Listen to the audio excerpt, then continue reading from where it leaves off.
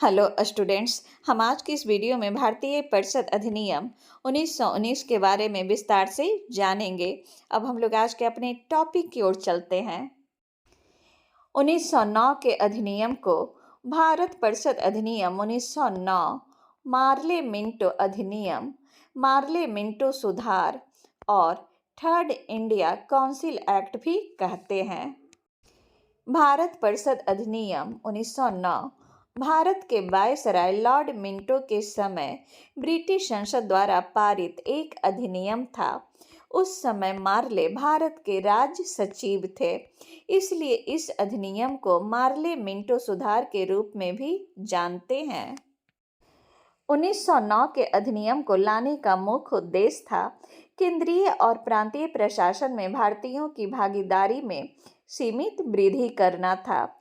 इसी अधिनियम के तहत पृथक निर्वाचक मंडल की अवधारणा को पेश किया गया। लॉर्ड मिंटो को ही सांप्रदायिक निर्वाचन मंडल का पिता कहा जाता है। अब हम लोग भारत परिषद अधिनियम 1909 के प्रावधान को देख लेते हैं, जिसमें से फर्स्ट है पृथक निर्वाचन मंडल का प्रावधान। 1909 के अधिनियम के द्वारा फूट डालो शासन करो की नीति का शुरुआत किया गया, क्योंकि यहीं से पृथक निर्वाचन मंडल की शुरुआत मुसलमानों को देकर किया जाता है। इसी प्रावधान के कारण मिंटो कहते हैं, हम नाग के दांत बो रहे हैं, जिसका परिणाम खतरनाक होगा। नेक्स्ट है गवर्नर जनरल के परिषद में 7वां सदस्य शामिल करने का प्रावधान। 1909 के अधिनियम के द्वारा गवर्नर जनरल के कार्यकारिणी परिषद में 7वां सदस्य को शामिल किया गया। नेक्स्ट है गवर्नर जनरल की कार्यकारिणी परिषद में एक भारतीय सदस्य को नियुक्त करने का प्रावधान।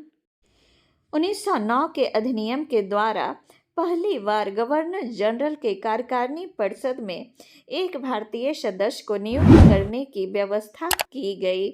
गवर्नर जनरल के कार्यकारिणी परिषद में पहले भारतीय सदस्य सत्येंद्र सिन्हा थे।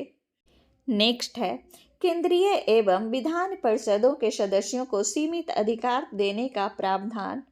इस अधिनियम के तहत केंद्रीय विधान परिषदों के सदस्यों को भी सीमित अधिकार दिया गया। नेक्स्ट है चुनाव प्रणाली के सिद्धांत को पहली बार मान्यता। इस अधिनियम के द्वारा चुनाव प्रणाली के सिद्धांत को भारत में पहली बार मान्यता मिली। इसी के साथ मेरा आज का वीडियो समाप्त होता है। हम लोग फिर मिलेंगे नए वीडियो में। तब तक के लिए नमस्कार।